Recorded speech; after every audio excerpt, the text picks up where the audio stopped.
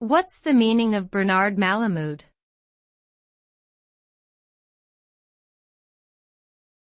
Bernard Malamud.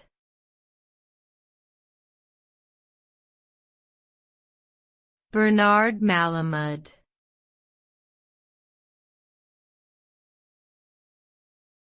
Bernard Malamud.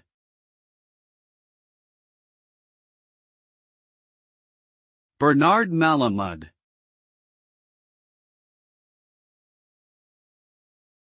Bernard Malamud was an American novelist and short story writer who lived from 1914 to 1986.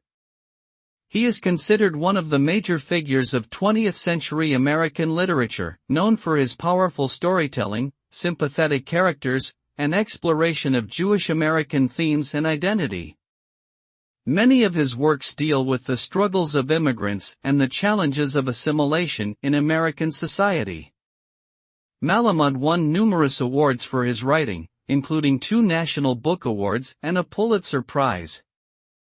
His most famous novels include The Natural and The Fixer.